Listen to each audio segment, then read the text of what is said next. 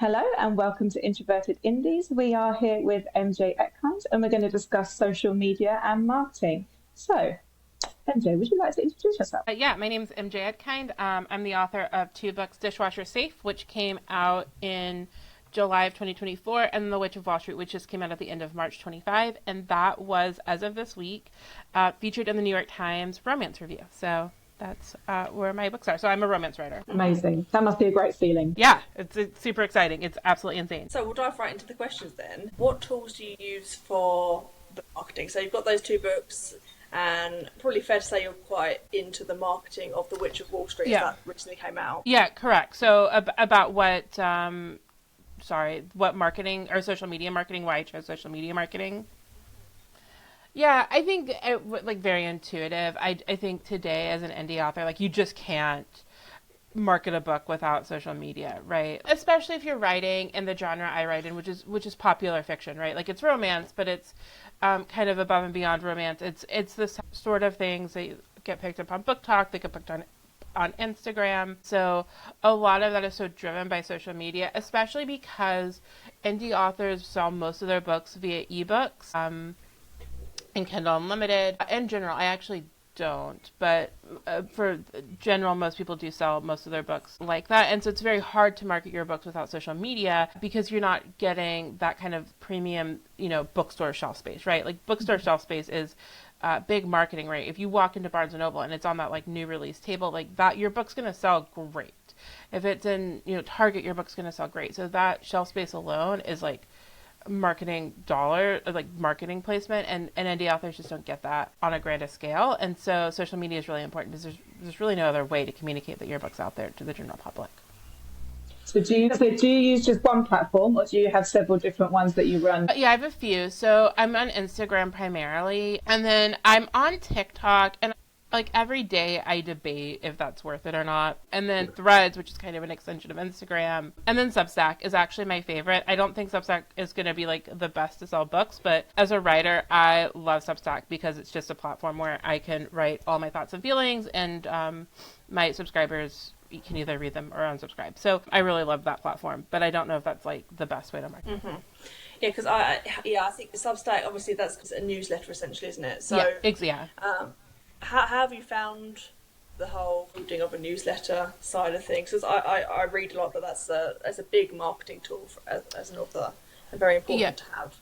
Yeah, that's what I hear quite a bit. The way I've built my Substack, and if I don't know if this is the best way or not, it's all ARC readers. Like anyone who signed up in kind of my pre-ARC will sign up through my Substack. I don't spend a lot of time doing like giveaways or like organic Substack drives. My links are like on the back of my books and like marks and stuff. I know a lot of authors will like do giveaways if you subscribe to the newsletters, or they'll have like bonus content, and I haven't done any of that. Mostly it's just a matter of like time and energy to do that. And then my Substack is also like, people do these like newsletter updates, and like I'm just gonna write like 3,000 words on like the state of the romance industry, and I don't know that that's what everyone wants or cares about. So that's kind of the other thing where I am. Yeah, the Substack gives you that outlet for longer form content. And we say you get the most engagement then through Instagram. Yeah, Instagram for sure. And actually Threads, like I wasn't really on Threads until like the last month or so. And Threads is like, it's a very weird platform. And I think because it's quite new and there's not a lot of organic advertising, the algorithm will kind of give you little like dopamine boosts, and all of a sudden you've got a post that's getting, like I posted about something very dumb about Pedro Pascal. Not even like a huge Pedro Pascal fan, and that like took off. Had nothing to do with my books, so I think the algorithm will give you like little points on Threads to give you these like mini viral moments. So it makes it feel really good, but I don't know if it's a particularly successful tool. Yeah, I find it's the odd posts, isn't it, that get the lots of looks, and then you post one about something bookish and it gets 3. Yeah, that's the thing. Like literally like 5,000, like almost 5,000 likes on this like dumb Pedro Pascal tweet. And I'm not even like a huge Pedro Pascal fan. I didn't watch The Last of Us, but it just, because there's so many fans, it just like popped off. And then yeah, the bookish stuff, just nothing, falls flat. So it's hard. Yeah, and you mentioned TikTok as well, so sounds a bit hit or miss. Yeah, I have started to put my face on TikTok, which I don't love, but I did learn how to use filters, so that makes it like, a little bit easier. But they also don't do particularly well. Like I don't have an aesthetically like pleasing recording space. I don't own a ring light. Honestly, this is probably a really unpopular opinion. Using promoted ads seems to do okay. You have to kind of make sure you're doing it right so it doesn't just get like kind of picked up by a lot of bots and TikTok kind of takes your money in the name of advertising. That seems to help.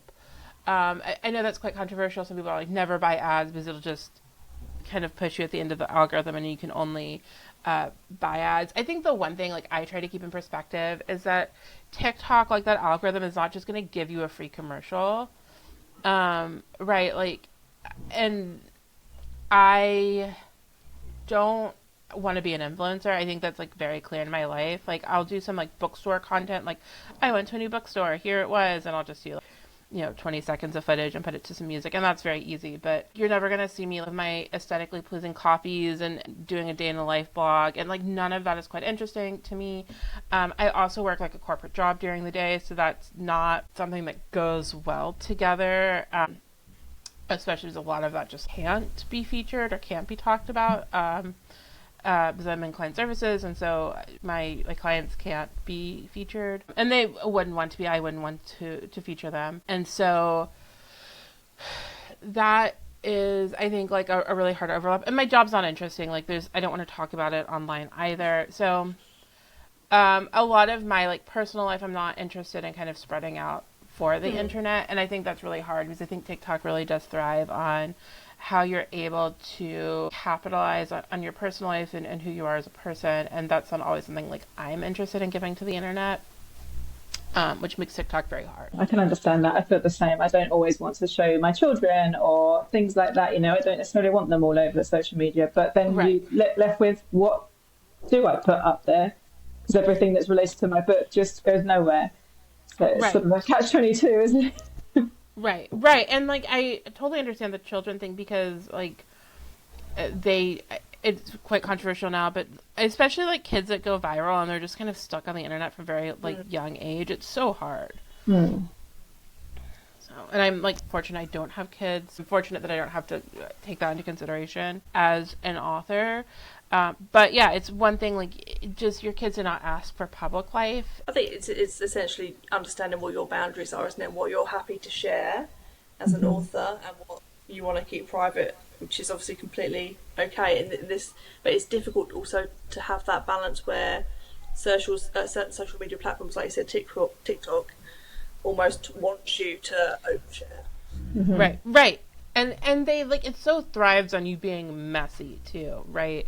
Like it thrives on really unhinged comments, really controversial comments, taking strong sides and strong platforms, also erasing nuance. TikTok hates nuance. Anytime someone has a nuanced take, like no one wants to listen to it. They want the most inflammatory take, and then they want the most inflammatory response to the most inflammatory take, and so you just get kind of everything just is in flames. Yeah, absolutely.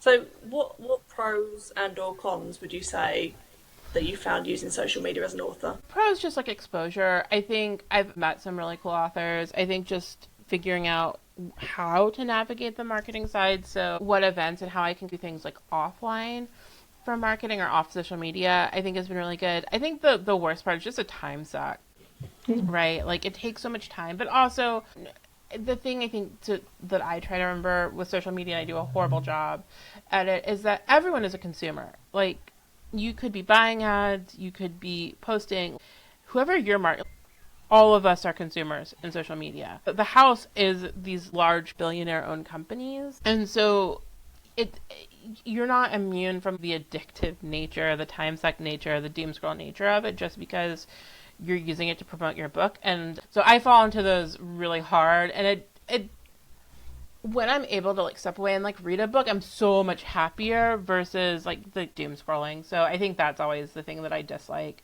I had stopped TikTok for a long time, kind of after the US election, for obvious reasons, and was so much happier and read so much more. And the only reason I kind of got back on it is because I was doing book promo, and so I had been able to step away, and then as I got back into book promo, I'm like, okay, I've got to go back on it, and that's been a little unfortunate. But that again is a hard balance to strike in terms of knowing it is a big essential marketing tool for an indie author, but being sucked into the addictive nature of it, which none of us are immune to, is something you have to be very aware of and consciously stop yourself from doing. Yeah.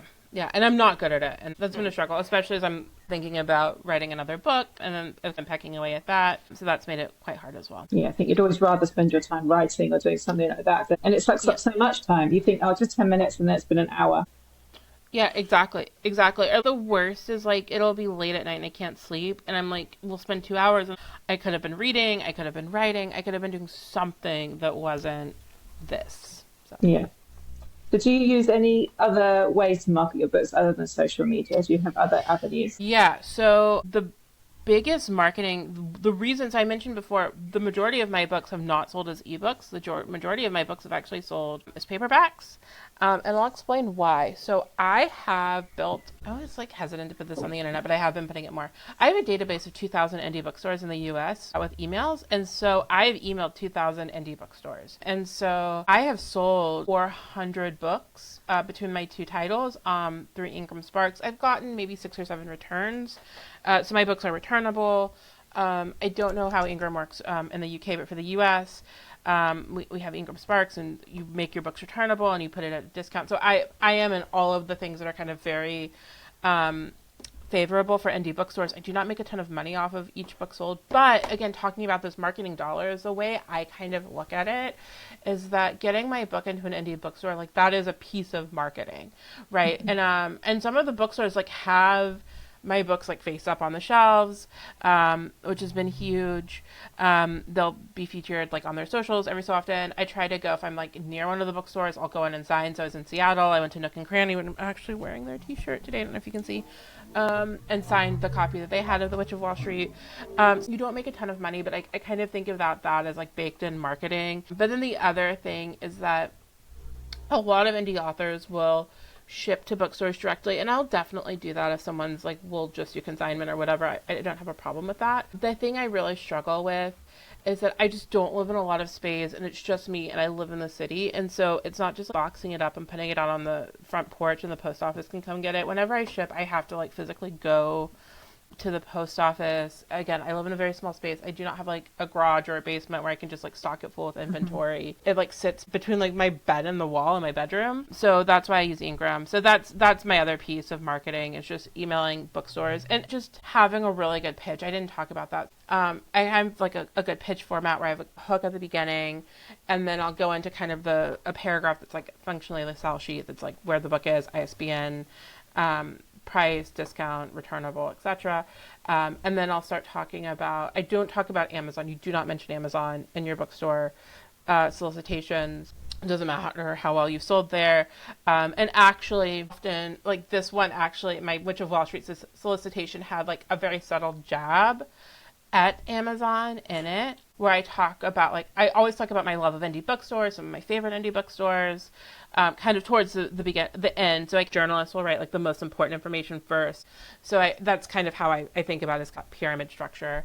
And then the very, very end, after my signature, will be the blurb. I'll include like my social media marketing. So that's the other thing, is I do actually include like how I'll market this on social media. That's a big thing. So I work on my like bookstore solicitation email is like one of the big things I work on. So I've got a pretty good pattern, like pretty good cadence there. And then I'm able to use like mail merge tools and BCC to get kind of emails done in bulk. And then this time I did a promo kit for about 50 bookstores that wanted it, that had bookmarks, book plates, character art, stickers. So I did mail that out of my apartment. That was easy because I have like this little stamp machine, and I could just throw it in the mailbox. I didn't have to like go to the post office. And so that was very successful. Smaller bookstores really do like the swag and really do like to hype it up. And then that's also led to some like book club picks as well. So some small bookstores and libraries have done book club picks. So that's like my big non-social media. I did something very creative with my first book that was a complete flop, and then I did like a free little library scavenger hunt where I put 50 books in 4 different cities of free little libraries of like family and friends placing books for me. And I had like a sticker with like a scavenger hunt, and the scavenger hunt was too complicated. And no one really took me up on it. So that was like a failure, but that was like my first non-social media attempt. And then I did promo boxes, but promo boxes I'm going to say are really social media driven, because the whole point there is to get other people to post about your book on social media. So that's really a piece. Even though it's a physical box, it really is a social media marketing deal. Absolutely. How long did it take you to put together that list of 2,000 bookshops? That's I'm going to say like 40 to 60 hours to put it together. As I mentioned, like I'm an accountant in real life, so I've not to like brag about it, pretty great Excel skills. And so I was able to build it, I think, pretty efficiently in Excel, and that's kind of where it lives. And so I think because I've got good Excel skills, I'm able to get through the data very, very fast, and kind of organize it the way it needs to be organized to make this fairly efficient. But it's not too bad. Like, the biggest was getting email addresses. So it was just like Googling each store and getting email addresses. So I'll like put on like a movie or something while I'm doing that. It's kind of mindless work, or like a podcast, a book, something like that. Yeah, but it sounds like it's worth the work, because as much as obviously ideal world everyone would reply, but of course that's not going to be the case. But the people that do reply, you're then able to build those relationships with. Yeah. And that's very valuable. Yeah, and like that's the thing that's so amazing is that I do know quite a few bookstore owners now. So I know Rachel at Lovestruck, I know Jamie at Friends to Lovers, I know Swallow Stories, Miriam, Chicago area, and there's some other bookstore owners as well that I've just been able to like meet and network. And I almost forgot Hannah and Lily at Read My Lips Boston, who I like go to their book club and go to all their events, and they're really becoming like actually pretty good friends. So that's pretty exciting. Yeah, which is great. And you also mentioned the promo boxes. So how successful has that been for you? Because is that a case of like reaching out to like bookstagrammers, for example, and asking if they want one? Yeah, so I did that as a bit of like reaching out to bookstagrammers and book talkers. And then I also had like in my ARC, so I do NetGalley, but I also do like a pre-sign up. So I try to get that going before, and then those folks will like automatically get a link to the book as soon as it goes live. But there was like an option to sign up for a promo box in there. So the majority came from actually my pre-art sign up. So it was like pre-art plus promo box. So that actually worked pretty well. So what have you found has been like the biggest hurdle for you in marketing? I think just like trying not to get discouraged. I think the other thing is like I do pay for social media marketing. Some authors do, some don't. There's always the people that like, here's how I sold 8 gajillion copies without one paid ad. I'm like, okay, that's probably not practical. As I think just like balancing the spend. I saw like on Threads, and this cannot be true. Someone's like, I spend $10,000 a month on marketing. I'm like, no one can do that. Right? Like that's the thing is this is maybe not a hurdle, but I think as an indie author, like you cannot spend money you don't have. Like you cannot spend on prospect. That is a thing in businesses. Like where you spend money you don't have, you get a loan. And that's fine. Like that's how you grow a business. Like I see that every day. You can't do that in the book business. Like that is not practical advice, because this is like the highest risk, highest reward. I like not to go into like business school kind of shenanigans, but there's functionally no barrier of entry into being an indie author, mm-hmm. Right? I'm gonna say there's no barrier, but there's a TikToker who's popping off for saying that, and that's not what I'm saying. I am saying this from a business perspective.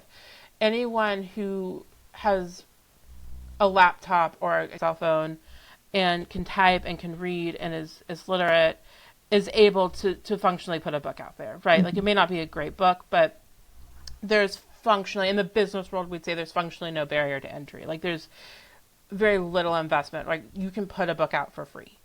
I would not suggest that, but you don't have to hire editors. You can do a cover through like Amazon's little cover create thing, right? Don't overpay for marketing, because there's just so many people are competing, and it is really hard. But I do pay for marketing, so I think kind of balancing that, and then just not being discouraged, right? Because I don't always think I'm great at social media marketing. I think there's some people who are able to just pop up on it, and that's great. But just trying to like remember it's a long game, being consistent and not getting too discouraged. Yeah, I think because you do see people exploding on social media. You see these occasional authors that just sell loads of copies, and then that kind of creates a false hope, I suppose, for people that see that and think, oh, I could do the same. But actually it doesn't seem like it's replicable. Even if you try and do the exact same as that author, exploding, it's not guaranteed to work for anyone else. Yeah, and I mean, so much of it is just like luck. And I say this like as someone who just got not a social media opportunity, but like a giant book opportunity. Like, I feel like I won the lottery, and in so many ways, I did, because my book, like, I really love my book. I hope others love my book. I hope it's a good book. I promise it is not the best book that came out this year or in the month of March. And maybe this is a little bit of imposter syndrome, but there are so many better books that did not get featured in the New York Times, and that's not me saying my book is bad. It's just saying, like, just because I got there does not mean my book is better than yours. It just means that I somehow got into the right place in the right time, and so much of that was luck. So much of that was luck, and I think that's how all of these kind of viral-esque moments go, is it's just luck. There are people who can cultivate a social media personality and be influencers, right? But that's something very different than book marketing. Like, being an influencer, making that decision that I'm going to be not a book influencer, but an influencer is a very different decision. So I think like Abby Jimenez is a great example. She was a writer who then decided to do TikTok. I don't know her origin, but she's also, I would say, like an influencer in her own right before she's an author, as much as she is an author. But her books got popular because she was an influencer. Like, she was not just constantly posting about her book. She was posting about her dogs, primarily, and then also a bit about her daughter. But primarily, she was posting about her dogs. And then every time something would go super viral, the next video she'd go, by the way, I'm an author. And so she was able to use she's a very rare case where she's kind of able to use this like influencer side of her hustle to then go to promote her books. And then I think there's like the influencers who get book deals, which has been quite controversial. Not just kind of the current example, but I think there's been I think like half a dozen or so this year, big kind of influencer stories where someone's an influencer and they don't really have a writing background, and all of a sudden they've got a big hardbound book hitting bookstores with a giant book tour. So that's something that's very different as well, because those people didn't have books when they started. Abby Jimenez did have books when she started. She was just a mid-list author, and she was able to elevate herself from mid-list to kind of the premier author, which I think is great. Like, I wish I could be like her, versus kind of the influencers that have just been given book deals. It's a completely different ball game, the idea of being an influencer. So it's, you can't compare as an indie author who's trying to start out and sell books from scratch and learn what marketing is and what works for you in your books. Right. And like, I also, like, I'm not that old, but like, I was out of college by the time Instagram came out. I think it was like 20 or 21 when Instagram hit, which I know is like not that old for Instagram, but it was not something that was like super intuitive to me. And I did not do Instagram really until I started writing books. And I think that's also hard, as I think now kids are maybe like a little bit more primed to kind of constantly be influencing and marketing themselves. And I do not have that as like a native skill. Maybe better that I don't, but I don't. So we'll come to the final question, actually. So what is one tip that you would give to fellow indie authors who are struggling to market their book? This is probably a very remedial tip. Get Canva if you don't have it. I was starting on Photoshop because this is how behind I was when I first started. I was doing my first marketing squares on a Photoshop subscription, which is absolutely like not the right program. But I'm like, I learned Photoshop in 2006 in high school. I'm going to do it here. And then I learned that Canva was a thing. And so get Canva. That's my tip. Don't be afraid of that one. We'll probably are going to start asking questions about Canva soon. Canva's hard because I think there is some Gen AI baked into it, which is really, really unfortunate, because the thing is, it is a really like easy tool to use. And I wish they would pull some of the like Gen AI imaging out of it, because I don't think it needs to be there. It could just be stock photos. I'm hoping they're able to pull that back a little bit. That'd be really nice. But Canva. I'm going to say Canva. Yeah, we agree, don't we, Lydia? Yeah. I know everyone lives on Canva. Yeah. It's definitely worth a subscription. Yeah, I agree. I use it so often. So, MJ, where is the best place for people who are listening to buy your book? So I always recommend bookshop.org if you're looking for paperbacks. That's local in the US. Internationally, I'm going to say Amazon. The other place you can go is your local bookstore will help you buy them. Dishwasher Safe, you can buy the book on bookshop.org, on Kobo, so that book is wide, ebook wise. And then Witch of Wall Street's on Kindle Unlimited, so it's only, the ebook's only on Amazon for now. Perfect. Well, thank you so much for joining us, Dave. Really appreciate it. And I, for one, have taken a lot of mental notes. Oh, good. Thank you. Thanks so much, MJ. All right, thanks. This was great. No, thank you.